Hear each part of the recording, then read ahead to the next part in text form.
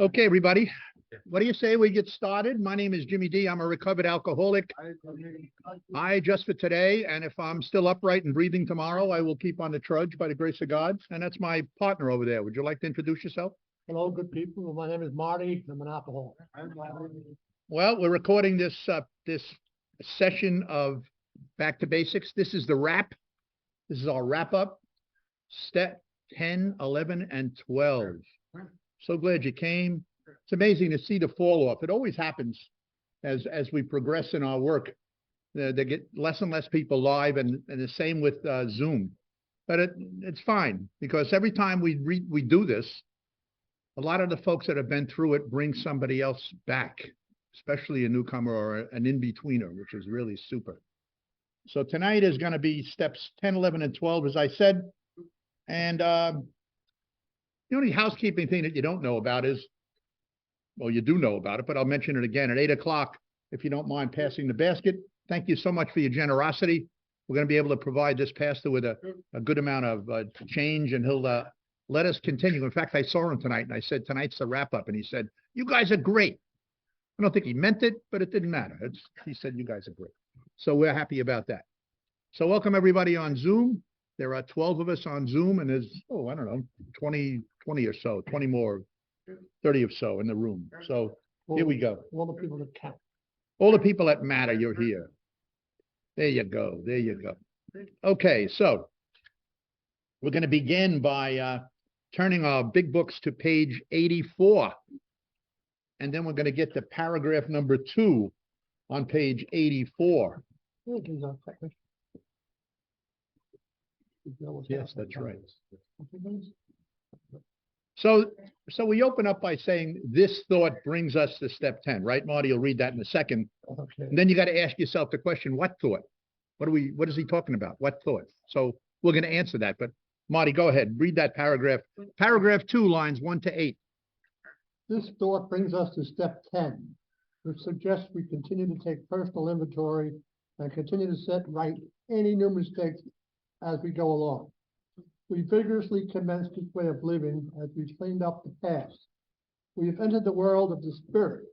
Our next function is to grow in understanding and effectiveness.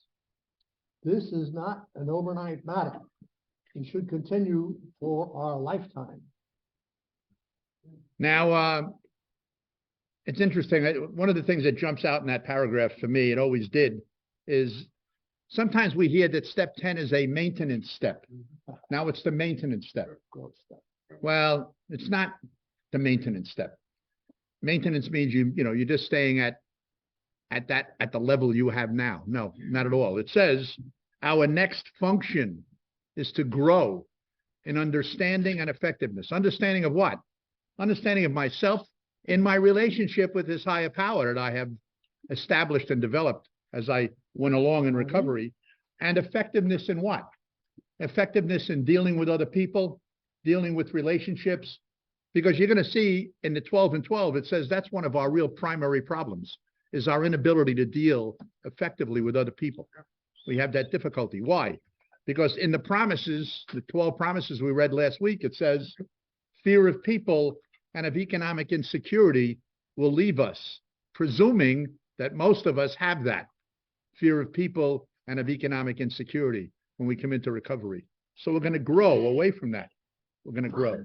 But then, in the first line, the first sentence, it says, this thought brings us to step 10. So what thought are they talking about? What's he referring to? Well, if you go back to the paragraph before that on page 84, and it's the end of the 12-step promises, and I mentioned last week, we think this is our 13th promise. Are these extravagant promises? We think not. They are being fulfilled among us sometimes quickly, sometimes slowly. Certainly in my case, slowly. But what? The 13th promise. They will always materialize if we work for them. And Marty had this, that repeated work last time, I think. He's not as lively tonight as he was last week. But anyway, so let's go to stay on page 84. Let's go to paragraph 2 lines 8 to 14. So continue here. We're going to continue doing what? What are we looking for in ourselves? We're gonna continue to watch for selfishness, dishonesty, resentment, and fear. When these crop up, we ask God at once to remove them. We discuss them with someone immediately, and we make amends quickly if we have harmed anyone. Then we resolutely turn our thoughts to someone we can help. This is what I did in my book, and maybe you can do the same thing.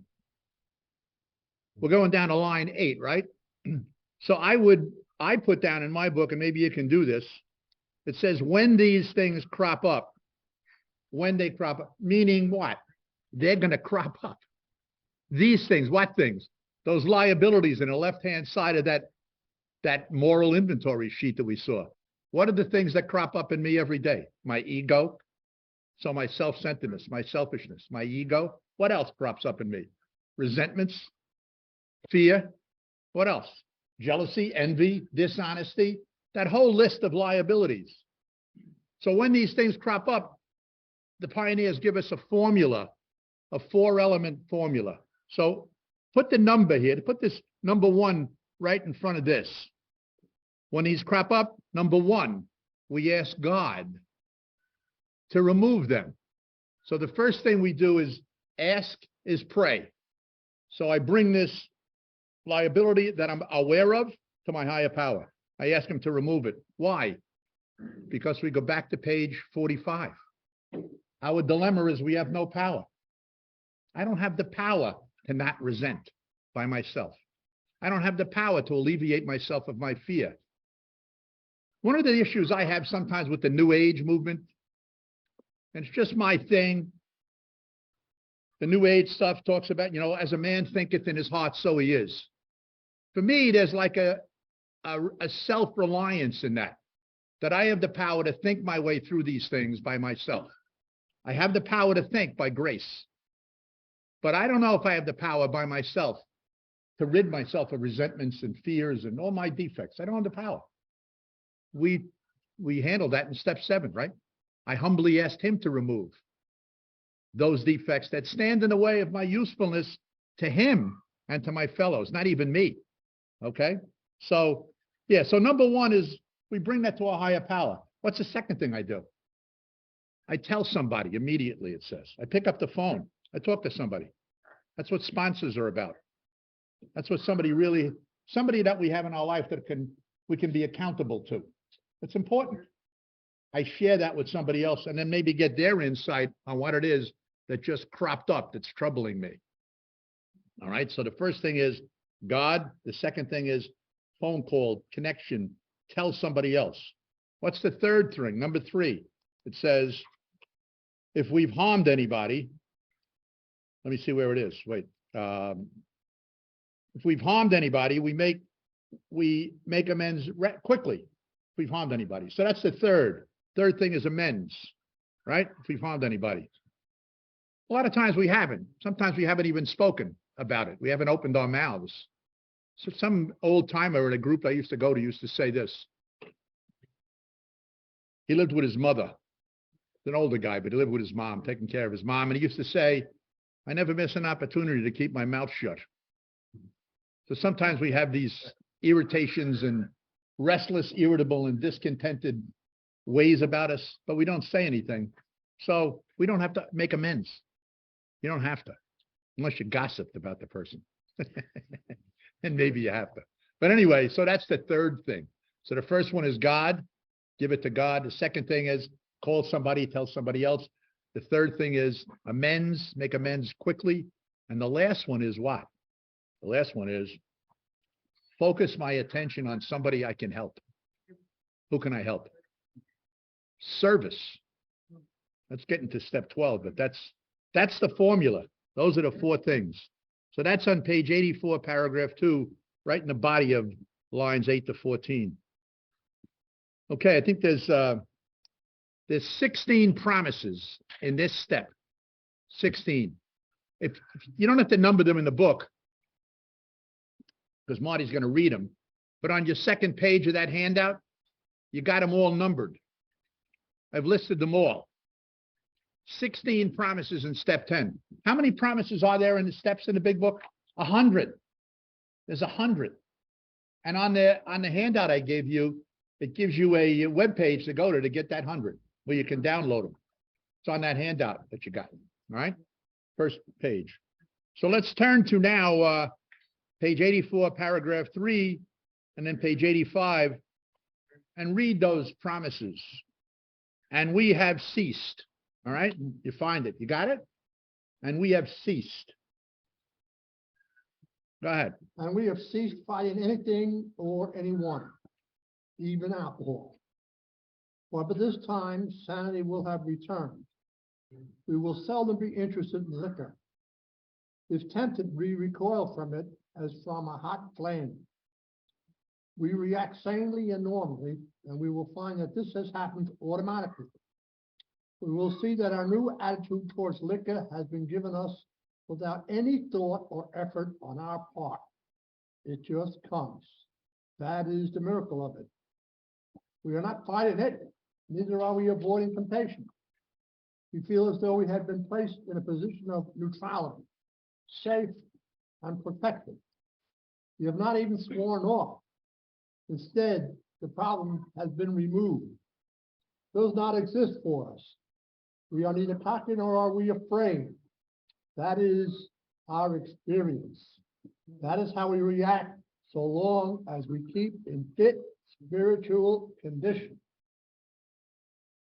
Okay. On that handout, you'll notice I took out the word liquor on some of them. Maybe not the ones that the Zoomers have, but it doesn't matter. You guys have it. Liquor is but a symptom, right? Our liquor is but a symptom. It's said on page 62. What's our real problem? Self-centeredness, selfishness, the ego. 1939 word for the ego is selfishness, self-centered. It's all about me, inconsideration. So I took out the word liquor and put in there anything that you have an addictive attachment to that keeps you in bondage, whatever it is. And some of the people on here on Zoom, and I don't know how many people in here, are in other 12-step fellowships. They're in OA, some people in SA, some people in CODA. In fact, tell you a quick thing about CODA. CODA is Codependence Anonymous, all right? That's for people who have issues with control over other people, trying to control other people, right? And how to recover from that, making themselves upset by that control. One night, there was a woman in here in our workshop, came up to me after the workshop. She asked a quick question, and she goes, I really have to run, though. I'm going to a business meeting over at CODA, and there's a couple of things I have to change. It was so appropriate. CODA, you know, I got to make some changes over there. So anyway, so yeah, you just put your own addictive attachment in there. Don't get hung up on it. And I can't reiterate more strongly or say it again. These steps work for any addictive disorder, provided that we practice the principles in a fellowship with people we can identify with. You can't go in there with a food addiction problem and be talking about that at an AA meeting. It's not going to click. You know, it's obvious, right? And all we do is create issues. But the steps are the same, except in some programs, step one is a little different. They work step one a little differently. It's still powerlessness, and it's still unmanageability, and it's still talking about progression. How has this progressed in my life? Getting to the point of owning it. Some people actually do a first step inventory, and then they share that in front of a group in certain fellowships. They do their first step inventory as well as a fourth. That's in certain programs. But anyway, so that is our experience. And what else do we got here? We got something else here. As Marty said, as long as we keep in fit spiritual condition, right? Hold on, at ease here.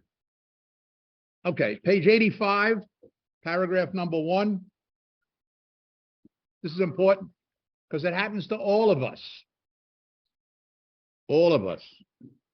Page 85, let me turn that again, hold on. How easy, it says it's easy. It's really easy to let up on what? On our spiritual program. So read that. It is easy to let up on the spiritual program of action and rest on our laurels. We are headed for trouble. If we do, we are headed for trouble if we do. For alcohol is a subtle foe. We are not cured of alcoholism. What we really have is a daily reprieve contingent on the maintenance of our spiritual condition.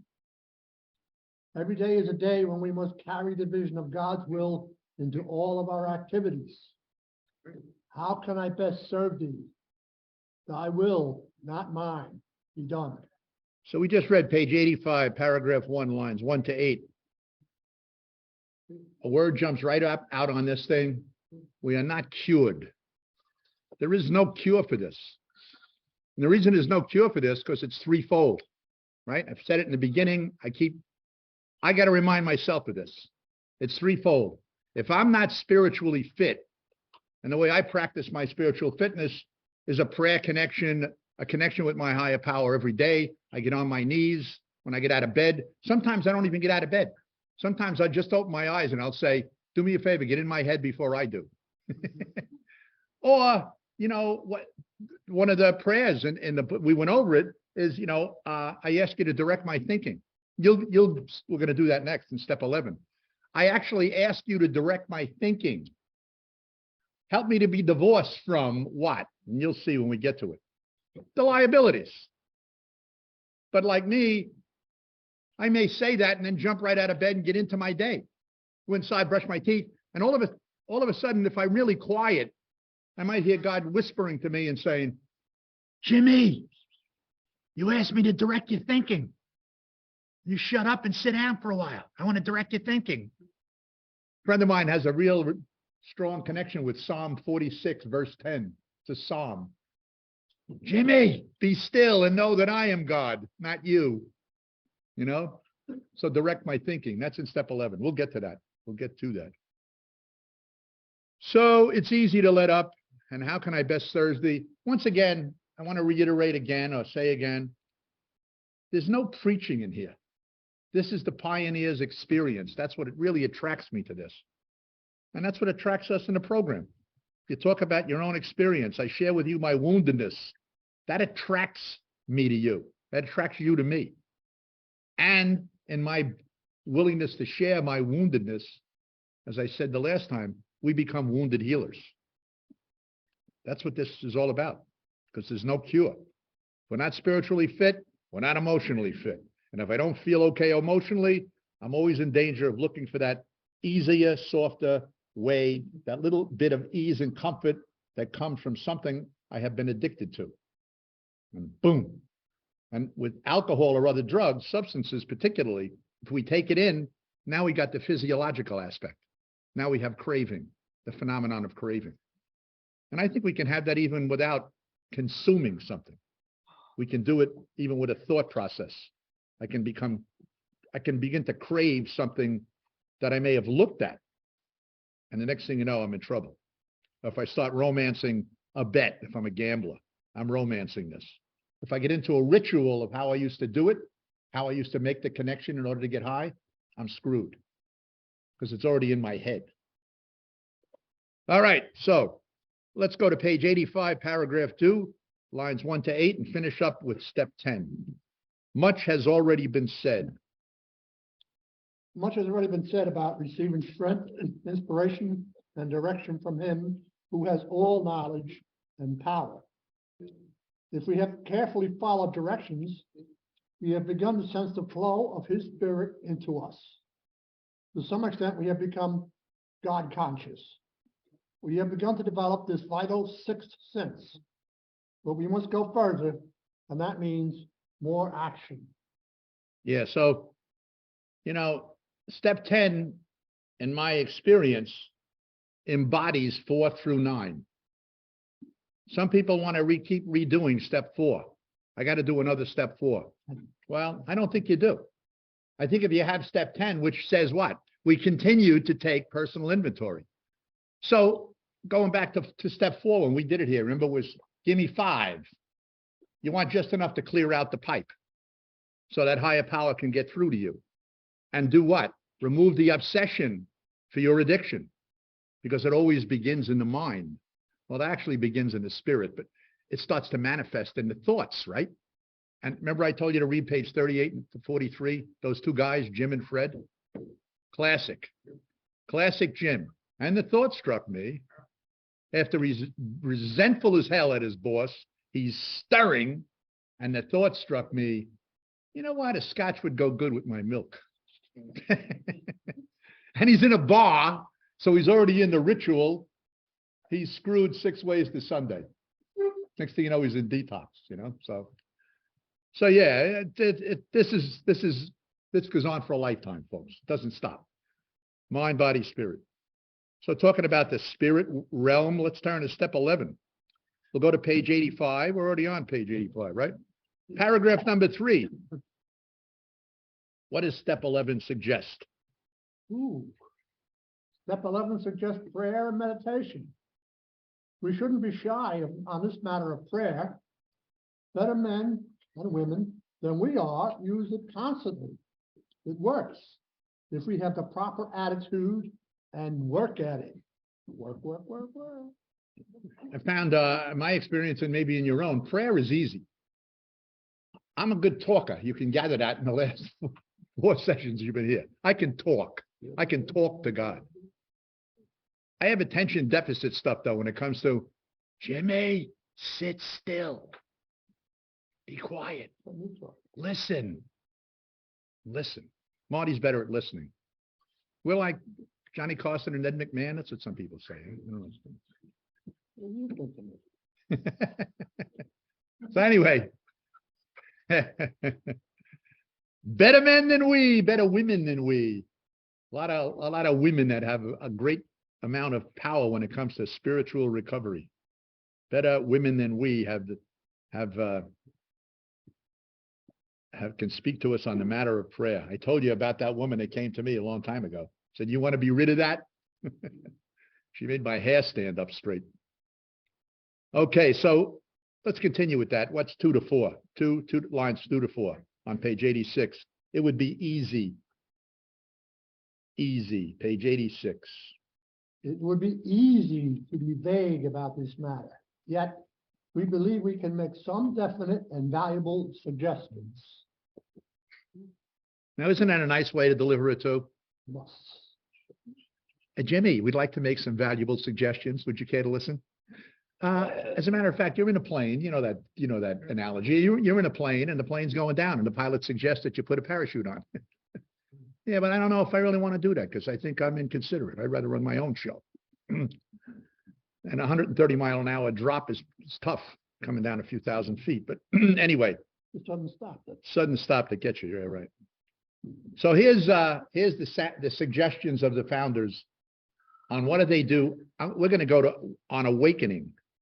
Actually, they have it in reverse in the book, but let's go to On Awakening, which is paragraph 2, lines 1 to 5. What's their suggestion or what's their experience upon awakening? What did they do? On awakening, let us think about the 24 hours ahead. We consider our plans for the day. Before we begin, we ask God to direct our thinking, especially asking that it be divorced from self-pity, dishonest, or self-seeking motives. I think Bill left out a word that should go in there. But before, right? On awakening, let's think about the 24 hours ahead. Think about your plans for the day. But before you begin, Jimmy, before you begin, what? We ask God to direct our thinking. That's prayer, right? Especially asking that we be divorced from, and now he has a couple of liabilities, but you've already done step 4, presumably. You know your liabilities, asking him to remove those, you know. One of them that I really like is a guy by the name of, good friend of mine, John Kelly. Some of you know him from Glen Head, Glen Cove, where he comes from. I love one of the things he always says. He goes like this: I ask to be free from self-absorption. Self-absorption. Because so many, I speak of myself, we can become very self-absorbed. There are 100 forms of the self, the bondage of self. Self-pity, self-aggrandizement. Hey, look at me, listen to me, listen to what I did, you know, but self-absorption, thinking about my thinking all the time. So ask to be free of that. Yeah, okay. So now what do we do at night? I'm not good at this. I'd be a hypocrite to tell you I do this at night. I don't always do it at night. I do get on my knees at night. I do have a particular form of connection with my higher power that in fact, I took it from the show The Chosen, these episodes that are on now. I'm crazy about The Chosen on Angel Video. Watch them all the time. They did season 1 and 2. Now they're in season 3. If anybody's interested, by the way, I think you have the flyer has a Zoom address every Sunday night now for the next 5 more weeks. We show The Chosen on Zoom at 7:30 at night. And there's about 20 people that come on and they share what their reactions are to this show, these episodes. It's Christian. Yeah, it's on football night. No, it's a Christian focus. After football. Well, I have a thing on my remote that says record, so I can record the Jets and the Giants. I can record all of them. See, so Marty has to look at it live. I don't look at any of that stuff live. You know why? Because I'm a control freak. I don't want to watch the commercials. I love zipping through them. It gives me that feeling of, I don't know, power. Typical addict. I'm in control of the remote. Anyway. So let's get, Marty is more technologically challenged. He can't push the remote. But page 86, paragraph number 1. What do we do at night? Let's look at night. When we retire at night, we constructively review our day. Were we resentful, selfish, dishonest, or afraid? Do we owe an apology? Have we sent something? Have we kept something to ourselves which should be discussed with another person at once? Were we kind and loving toward all? What could we have done better? Were we thinking of ourselves most of the time? Or were we thinking of what we could do for others? Of what we could pack into the stream of life? But we must be careful not to drift into worry, remorse, or morbid reflection, for that will diminish our usefulness to others. After making our review, we ask God's forgiveness and inquire what corrective measures should be taken. I don't know if the Zoomers can hear this. We can in the room. Just for your information, and if it's coming across the microphone, there are about 100 kids down in the next level in this auditorium, and they're playing, I think they're playing volleyball, and they're having a lot of fun, so they're making noise. But whatever. So if there's background noise, that's what you hear. Do you guys hear that? I don't know if you're doing it. Anyway, let's look a couple of things that pop up in that paragraph that I think grab me. This one here, have we kept something to ourselves that we should have discussed with another person at once? I'm doing this step work with a guy who, and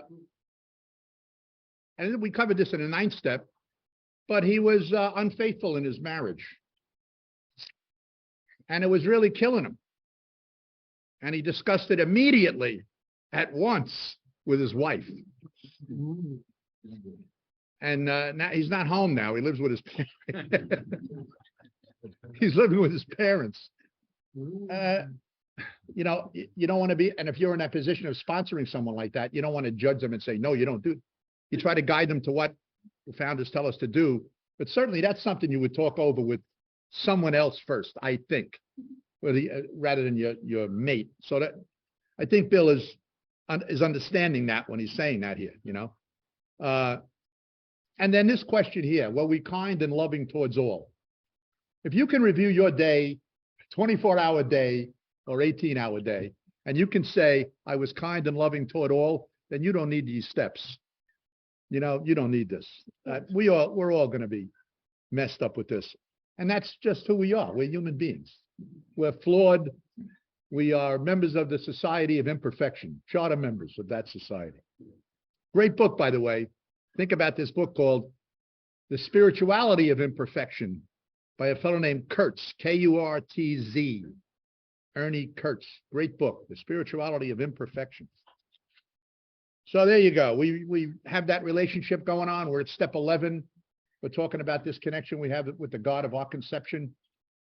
And by the way, somebody I know recently got really annoyed at that.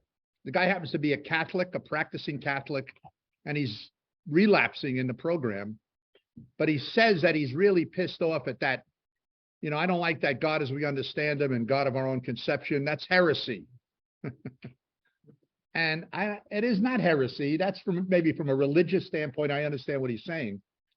But this is a wide, very, very wide road. It's very inviting.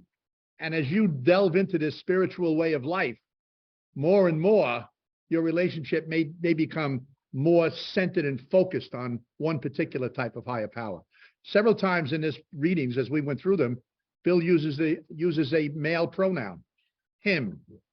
And when I first came into recovery years ago, people would say, Jimmy, early on, Jimmy, don't worry about that, because I was an agnostic or whatever I was. I don't know what I was, but I fought that idea of God.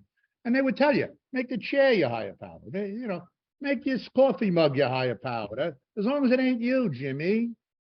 But when you get to step 11, how do you ask a chair to remove your defects of character that stand in the way of my usefulness to my chair? Well, now you're at 11, so you got more depth in your spiritual growth. Anyway, okay, so what about that inner man, that inner woman, that inner part of us that makes this connection with this higher power? We get inspiration. Sometimes we get a strong message that's very, very powerful. And we go with that. It's intuition. We go with it. Well, the founders talk about that on page 87.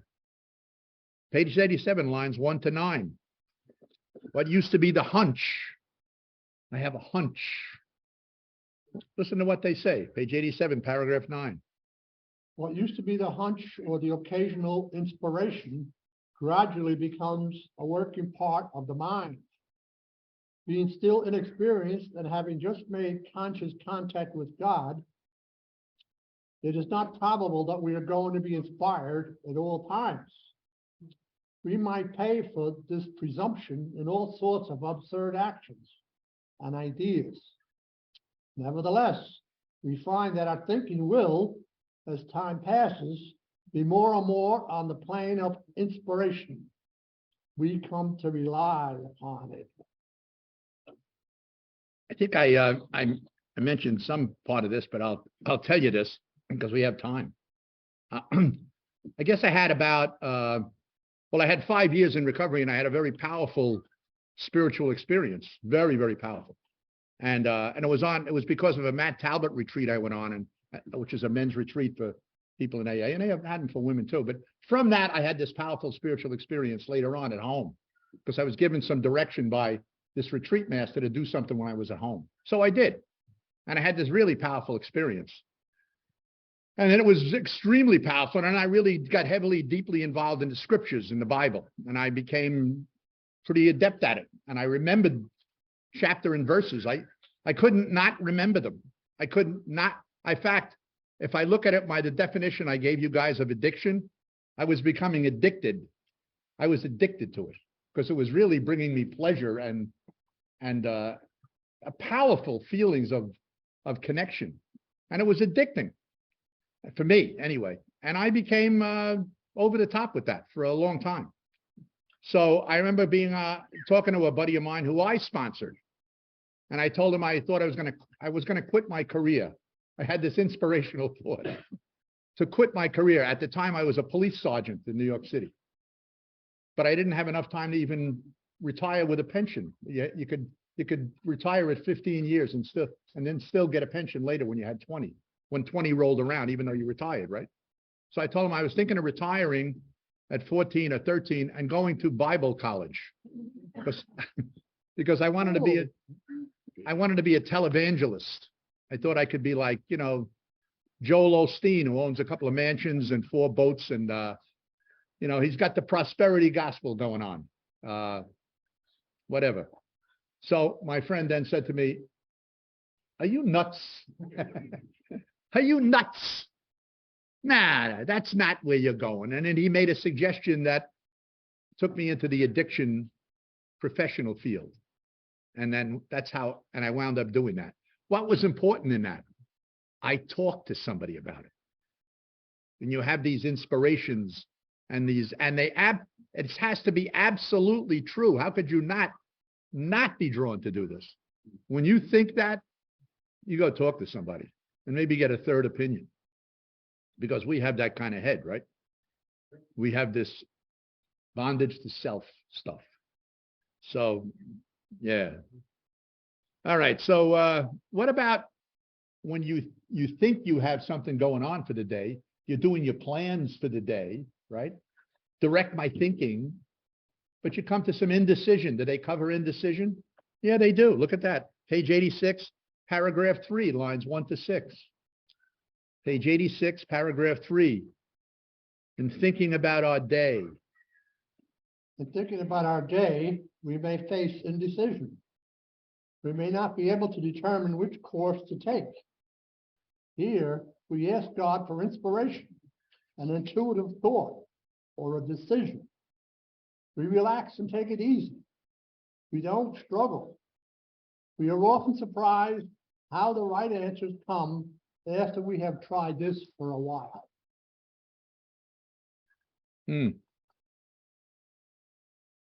Okay. What about your conclusion? What do you do when you finish this? You're in this process of making a connection with this God within you. What do you do? Well, page 87, paragraph 1, lines 1 to 6, sort of gives us some ideas about what to do there. We usually conclude what? We usually conclude the period of meditation with a prayer that we be shown all through the day what our next step is to be, that we be given whatever we need to take care of such problems. We ask especially for freedom from self-will and are careful to make no requests for ourselves only. I think somewhere in there, I'm not sure if it's in there, we don't ask for ourselves except when what? When it might be of service to other people? Where is that? I'm going to look at it right out of the book because we're looking at it out of our notes. Paragraph number 1. No. Nope. Somewhere in here, though, I know we covered that about praying for ourselves if it'll be of value to other people. Oh, is it? Okay.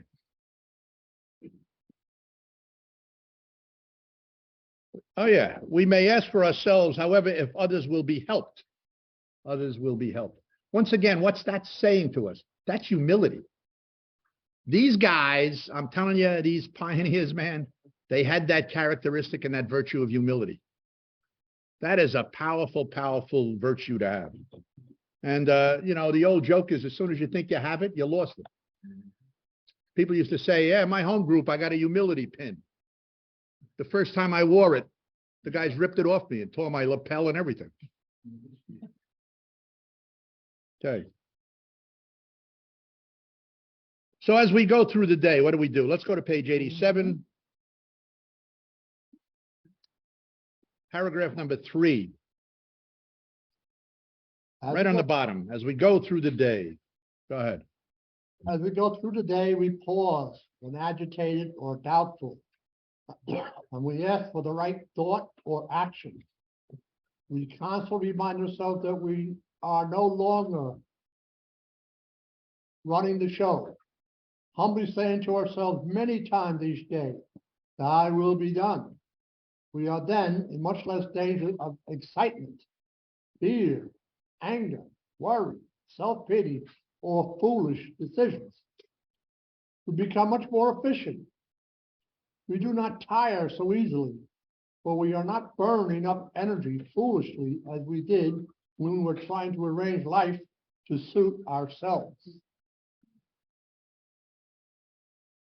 Did you ever wonder why Bill puts the word excitement in the same line with those real bad boys, bad girls? You know, why? If you say thy will be done many times each day, if that's your connection with your higher power, who is within you, remember that? The problem was on page 45.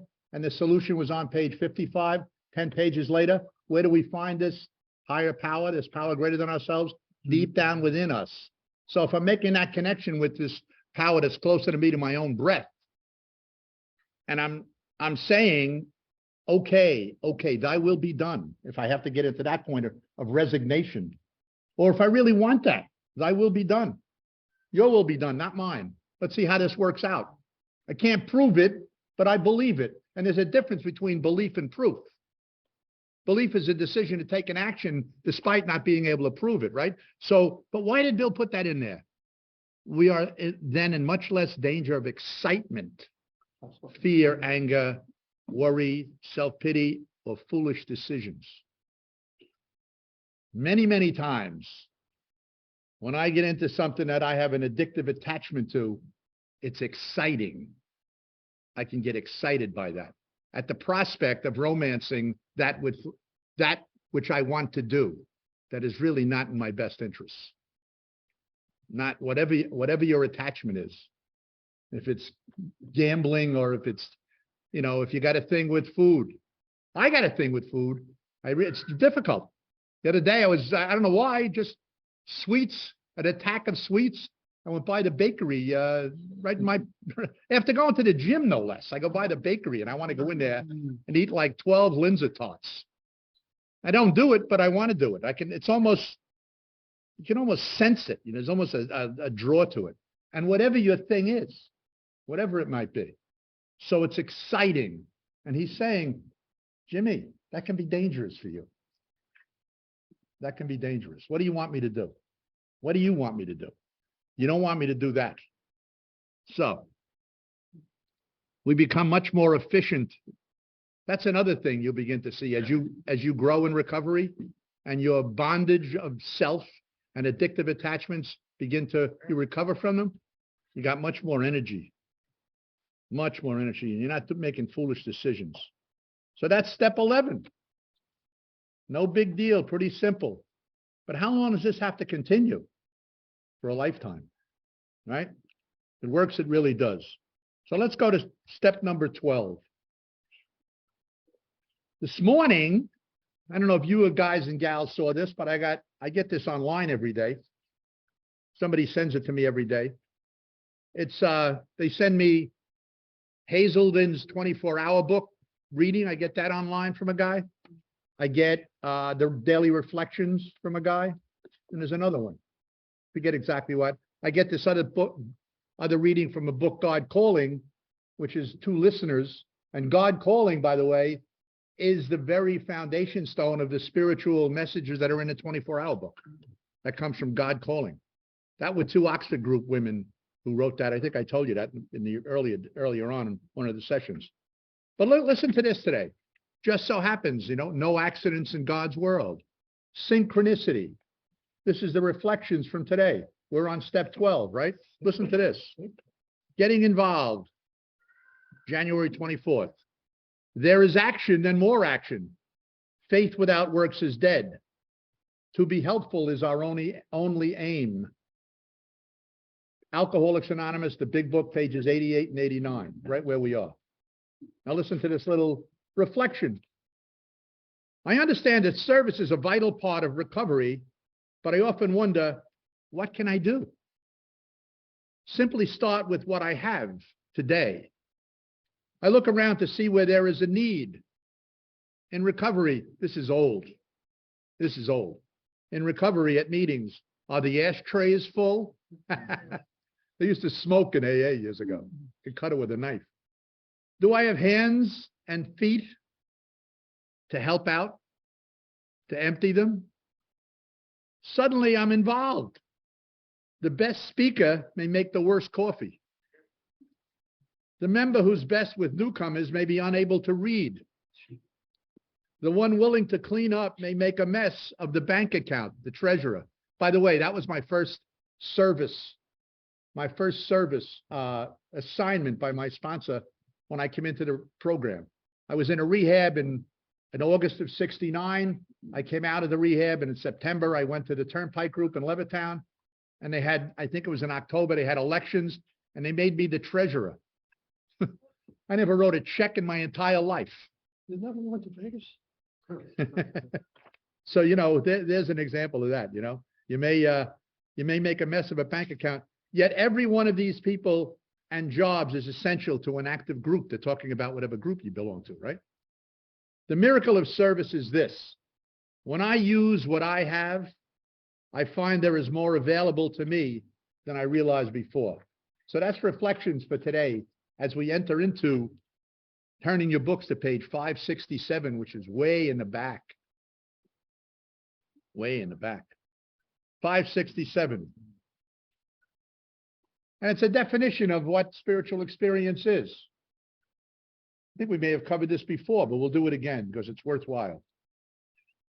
Page 567, it's in the appendices, paragraph 1, lines 1 to 5, paragraph 2, lines 1 to 5.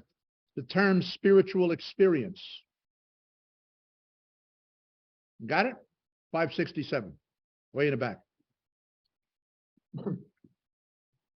The term spiritual experience and spiritual awakening are used many times in his book, which, upon careful reading, shows that the personality change sufficient to bring about recovery from alcoholism has manifested itself among us in many different forms. Yet it is true that our first printing, Alcoholics Anonymous, gave many readers the impression that these personality changes or religious experiences must be in the nature of sudden and spectacular upheavals.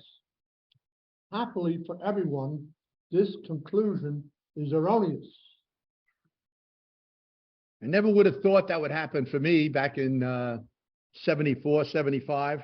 But you know what? Even though I had that experience, didn't take care of some other major addictive attachments that I had going on for years, and didn't know it. So let's continue with paragraph number 4. Among our rapidly growing membership, Bill is writing about here. Go ahead. Among our rapidly growing membership of thousands of alcoholics, such transformations, though frequent, are by no means the rule.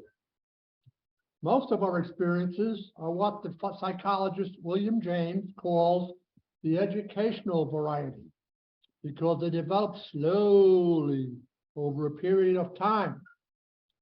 Quite often, friends of the newcomer are aware of the difference long before he is himself. He finally realizes that he has undergone a profound alteration in his reaction to life, that such a change could hardly have been brought about by himself alone. What often takes place in a few months could seldom have been accomplished by years of self-discipline. With few exceptions, our members find that they have tapped an unsuspected inner resource which they presently identify with their own conception of a power greater than themselves. I think we talked about this in the second session. The first session, we talked about step 3. Really jumps out to me that what can happen for us through the spiritual connection that we're making, because it's threefold illness, right? A change, an alteration happens in us in a way that if you went to, in my opinion, you went to therapy for a long time, you wouldn't have that same psychic change, that same psychic reaction. You wouldn't have that. And it happens in a short amount of time. It may happen with real good psychotherapy over years. I remember Eckhart Tolle. I used to be a big fan of this guy who wrote the book, The Power of Now. And he's a spiritual teacher. And he said, in all fairness, for deeply committed psychotherapy, if you're involved in that, you may go for years and years, you pay quite a bit of money. And at the end of that period of time, your therapist will give you a book that tells you a lot about you, but really not who you are. And this spiritual connection really makes that change within rapidly in a short amount of time. And you'll notice when people come up to you, you'll see it, and they say to you, there's something different about you. So what's going on with you? You're a little different. Something's going on. So, and just to complete that sentence, it says, most of us think this awareness of a power greater than ourselves is the essence of a spiritual experience. Our more religious members call it a God consciousness. A God consciousness. Now, step 12, by the way, is a lot of tips. Bill W. talked about that. I told you that last time when Bill addressed step 9. There are a lot of tips on making amends. Well, there are even more tips here on how to help, how to be of service, how to help somebody else. Some of these are dated, but we'll cover some of them. But I want you to do this. I don't know if you ever saw this before. It speaks very loudly to me of both the spiritual aspect of our program, of a 12-step way of life, and that fellowship I'm talking about. You need others. Go to page 569 of the book. It's the medical view on AA, it says. The medical view. Page 569. Go down to the second paragraph. They're talking about some guy by the name of Foster Kennedy, is a neurologist, right? Neurology back then is a study of the brain, before they even had psychiatry back then in 39. So this is what he says. This organization of Alcoholics Anonymous calls on two of the greatest reservoirs of power known to man: religion and that instinct for association with one's fellows and gals, right? I added that. And he calls it the herd instinct. The herd instinct. I'm a big fan of, watching the National Geographic and some of these animal shows on YouTube and Netflix. And I always like watching the predators, because I was a predator. I like watching the predators hiding in the Serengeti plains and waiting for the straggler, the weak, the wounded to go by, and the predator nails them. But the ones that's in the midst of the herd, they don't bother them. They get away. So there's the wisdom for that. But even predators can recover. Yeah. Well, anyway, let's go to page 89, practical experience. Another promise. This is a promise. Page 89, paragraph 1, lines 1 to 7. A promise, strong promise. What? Practical experience. Practical experience shows that nothing will so much ensure immunity from drinking as intensive work with other alcoholics. It works when other activities fail. This is our 12th suggestion. Carry this message to other alcoholics. You can help when no one else can. You can secure their confidence where others fail. Once again, if alcohol is not your addiction, put in your addiction. Same application, doesn't matter. As long as the fellowship part of it, the herd instinct is involved in what you're doing. Marty and I think, could have some gratitude by the grace of being allowed to do this work for 14 years. Because I think this is pretty intensive work for us. Okay, let's go to page 89, paragraph 2. Another promise. So that one there, that promise was nothing will insure us against the first drink, the first relapse, whatever, by helping other people. And here's another one. Watch this. Here's your fellowship. Here's your friendship. Go ahead. Page 89, paragraph 2. Life will take on new meaning. To watch people recover, to see them help others, to watch loneliness vanish, to see a fellowship grow up about you, to have a host of friends. This is an experience you must not miss. We know you will not want to miss it. Frequent contact with newcomers and with each other is the bright spot of our lives. Here's a bit of guidance. How long should I stay connected with somebody that keeps relapsing? How long should I continue to try and reach out and help somebody that's not really working the program, that really doesn't seem to want it? Well, it's a judgment call. That's where that intuition comes in, but also your connection with a sponsor and having the wisdom of the fellowship, asking him or her that. How long should I keep on going after somebody that just doesn't seem to want it? What do I do? Well, they talk about that on page 90, paragraph 1. When you discover someone who seems to be a prospect for this fellowship or whatever fellowship you're in. When you discover a prospect for Alcoholics Anonymous, find out all you can about him. If he does not want to stop drinking, don't waste time trying to persuade him. You may spoil a later opportunity. Interesting. You're going to find out, as I was surprised as I read along, when you first sit down with somebody, at least let me rephrase that. These guys, these pioneers, when they first sat down with somebody, they didn't right off the bat say that they were alcoholics.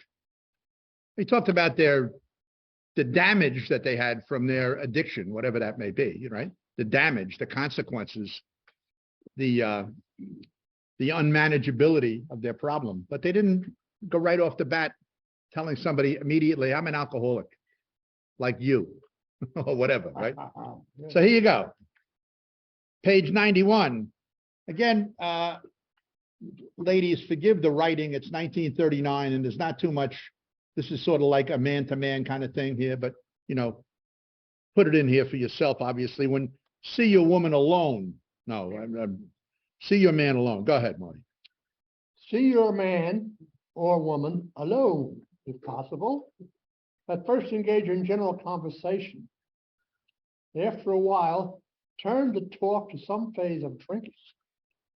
Tell him or her enough about your drinking habits, symptoms, and experiences to engage them to speak of himself or herself. If he wishes to talk, let him do so. You will thus get a better idea of how you ought to proceed. Yeah, and then on page 94, go to page 94. It gives you another tip on what do you talk about? What do you say? You outline the program, they say, paragraph 1. Outline the program of action. Outline the program of action, explaining how you made a self-appraisal, how you straightened out your past, and why you are now endeavoring to be helpful to him. It is important for him to realize that your attempt to pass this on to him plays a vital role in your own recovery. Okay. It's time to take a little bit of a break, maybe 5-minute break, and we're going to pass the basket. We have no dues or fees. You ask it to be as generous as you possibly can.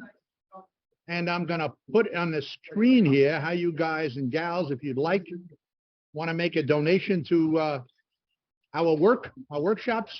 You can. And thank you so much for everyone's generosity so far. Really appreciate it. And if Venmo, by the way, you don't need to have a Venmo account to make a donation that way. But if you want to do that, that's fine. And if you don't do Venmo or you don't want to do PayPal and you don't want to pay the fee, some people get hit with a fee, then there's my email address on the screen. And just send me, if you want to, just send me a check, make it out to James Devine, and I'll make sure it goes into our Back to Basics collection that we give to our parish. Thanks. All right, let us get back in action. We're going to be finished up early tonight, so let's get to it.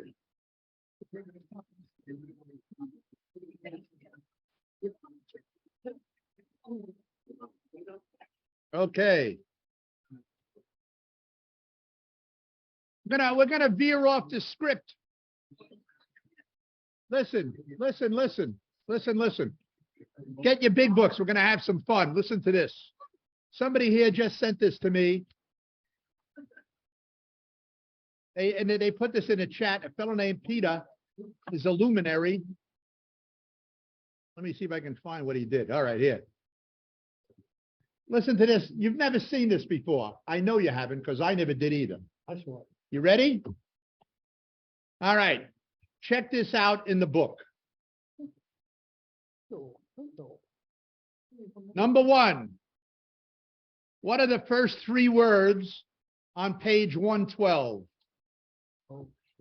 First three words on page 112.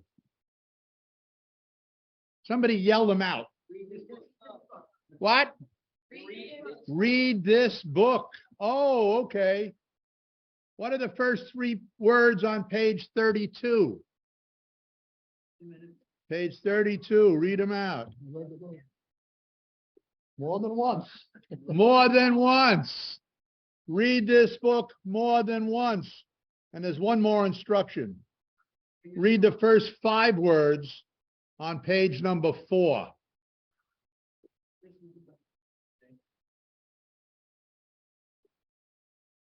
Every day and every night. Thank you, Peter. Peter's a luminary. He comes on here and he sends me stuff at home that's really cool. He sent it in an email. So that's it. You want to write it down. First three words on page 112. First three on 32. First five on page 4. That's fun. Your luminescence is appreciated. Thank you, Peter. You're a luminary. A big book luminary. All right, let's see. What else do we got here?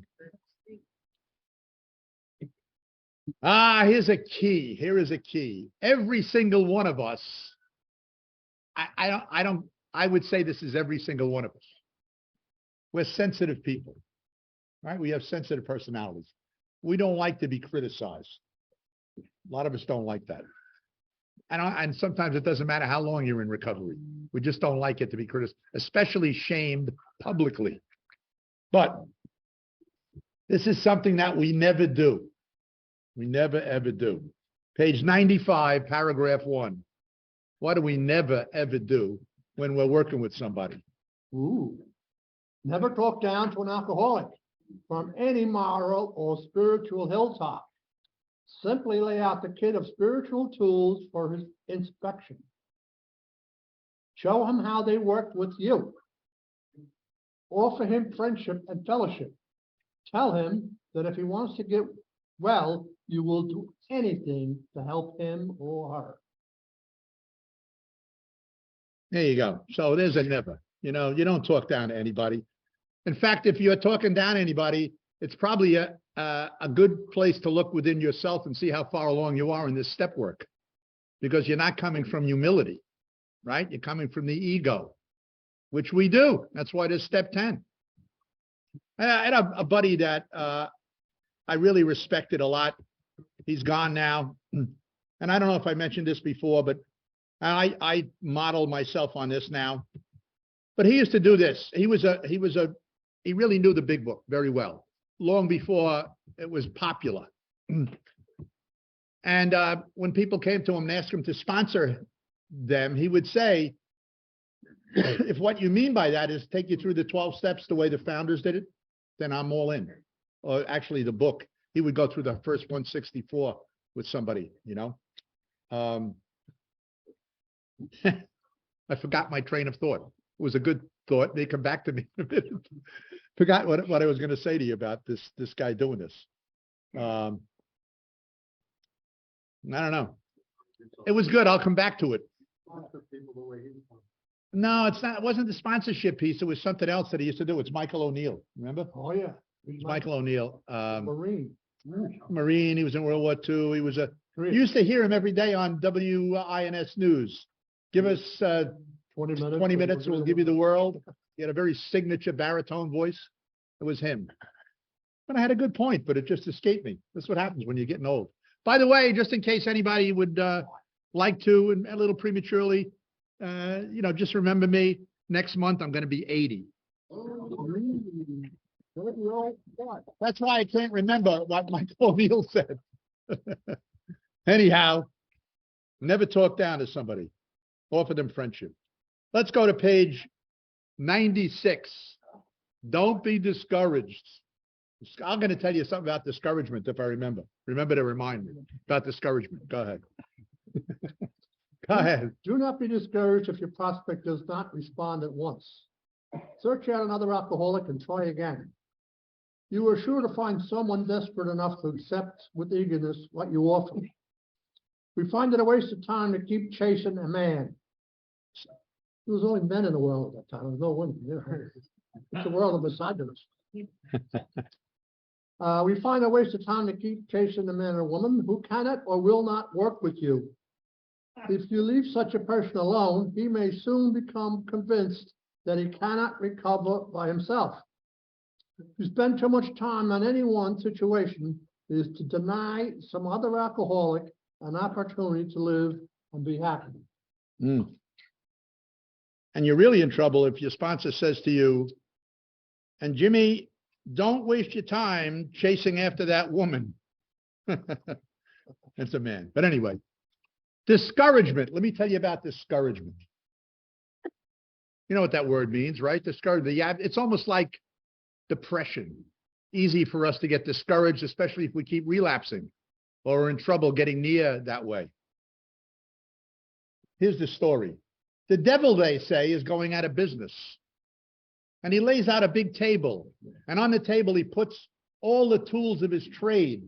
And he puts price tags on these tools of his trade.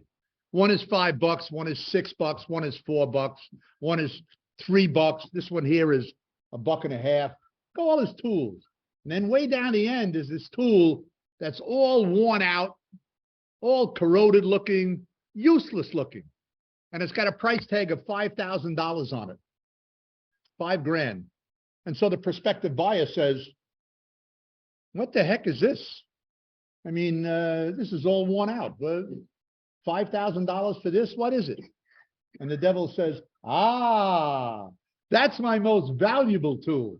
You see, when I can't get into a prospect with any of my other temptations here, I can always get in with that. It's discouragement. Remember that. So when we're spiritually connected, at times that we're dysphoric, rather than euphoric, we're dysphoric, it may be discouragement. So the way out is what? Bring it to your higher power, make a phone call. If you hurt anybody, make amends. And number 4, focus your attention on service, somebody you can help. Okay. What about this? We have this situation at times. The person you're trying to help has no job. They got fired. They don't have any money. And the focus is, I need these material things in order to recover. Did the founders ever work with anybody like that? Did they give any guidance on it? Sure did. Look at this. Page 98, paragraph number 1. Page 98, paragraph 1. He clamors for this or that, claiming he cannot master alcohol until his material needs are cared for. Nonsense. Some of us have taken very hard knocks to learn this truth.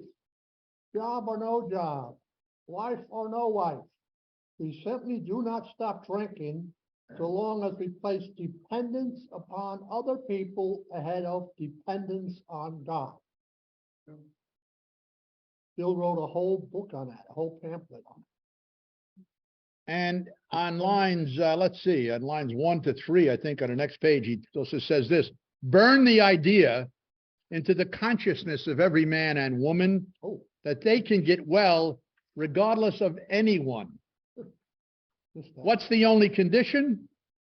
That they trust in God and clean house. Yep. I was thinking about that today too, about cleaning house. You know, that the old prescription, they talk about a prescription. And in fact, there used to be I understand it's not real, but there used to be a symbol of a prescription that allegedly Dr. Bob wrote on a prescription pad. Whether it's real or not, I don't even want to get into the debate, but it doesn't matter. It was pretty wise. And it said, trust God, clean house, help others. That was his prescription.